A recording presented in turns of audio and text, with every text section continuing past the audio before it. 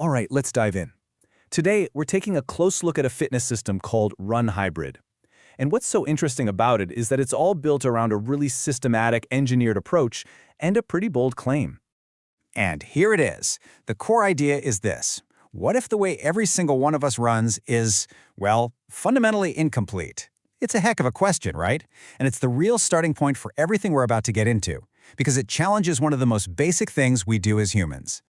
So, according to this new method, here's the problem they're trying to solve, this massive imbalance. I mean, think about it. When you run, your legs and your heart get an incredible workout, no doubt. But your upper body? It's pretty much just along for the ride. RunHybrid was specifically engineered to fix that. Okay, so here's how we're going to break it all down. First, we'll dig into that runner's imbalance. Then, we'll look at the hybrid hypothesis that came up with the solvent. After that, we'll deconstruct their 2111 protocol, check out the special tool they built for it, see how they tested the whole thing, and finally, ask the big question. Could this be a whole new category in fitness? So let's start with that core problem. If you've ever thought, hey, I'll combine my run with some strength work, you probably grabbed a pair of dumbbells. And if you have, you likely realized almost immediately, it just feels wrong. It's clumsy. And you know, there are some very real biomechanical reasons for that. A standard dumbbell creates this weird, unnatural pendulum effect that just pulls on your arms and forces you into this constant, tiring death grip. They can smack against your hips, completely throwing off your stride. And then, if you try to put them down for a quick transition, they just roll away. The bottom line is, they were never, ever designed for this kind of dynamic movement. So, this all leads to a really interesting question. What if you could engineer a system that not only solves this runner's imbalance, but actually trains your entire body with every single step you take? Now, this idea taps right into this growing trend of what people are calling the hybrid athlete. You see it everywhere. People don't want to have to choose anymore. Am I a runner or am I a lifter? They want to be strong and have endurance. They want both. And that demand for one unified approach is exactly where this whole RunHybrid idea comes from. So the big idea is, what if you could seamlessly weave upper body resistance directly into the natural rhythm of a run? The goal isn't just to multitask, not at all. It's to create one single fluid movement that adds up to a legitimate full body workout. So, how do you even begin to test an idea like that? Well, you build a system. And this isn't just about moving around randomly. It's a super precise, engineered protocol. They call it the 2111 system. You could almost think of it as a new language for movement. It all starts with a 21-second work interval. It's designed to be short, it's intense, and it's something you can repeat over and over. This is the on switch, the phase where you're running and doing a controlled upper body move at the same time.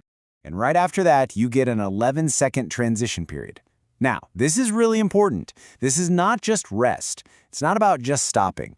It's a planned, structured moment to quickly adjust your grip, switch your position, or just reset before you dive into the next interval.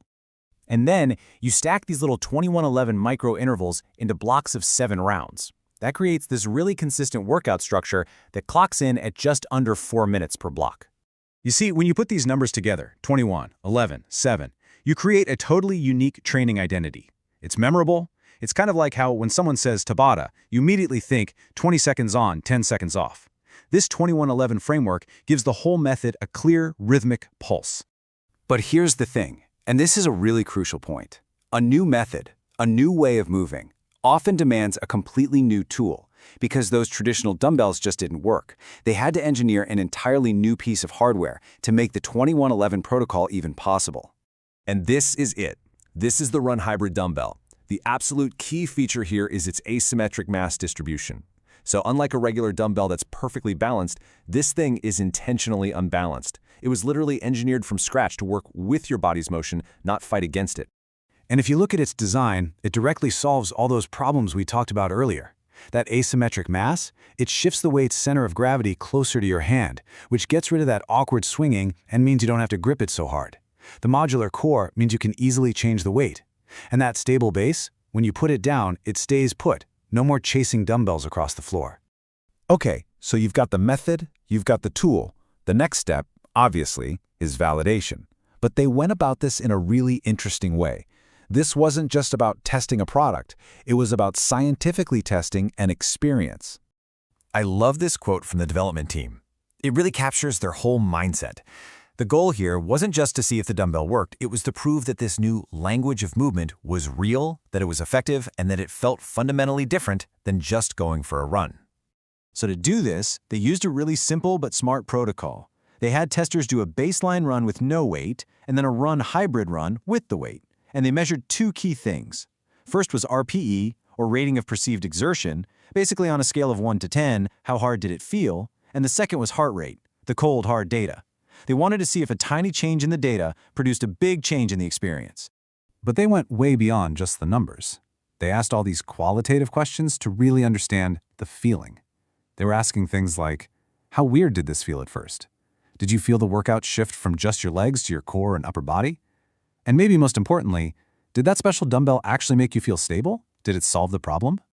And all of this brings us to the final and, I'd say, most ambitious part of the story, because the goal here isn't just to sell a cool dumbbell. It's to build an entire platform, and maybe, just maybe, create an entirely new fitness category. And here's the difference. A fitness tool, think of a kettlebell, it solves a pretty simple problem. But a fitness platform, like CrossFit or Peloton, that creates a whole ecosystem.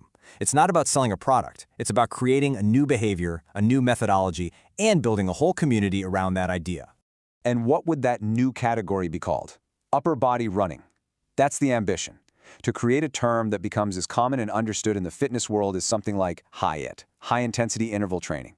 It's about fundamentally changing what a run can even mean. So, that leaves us with one big question.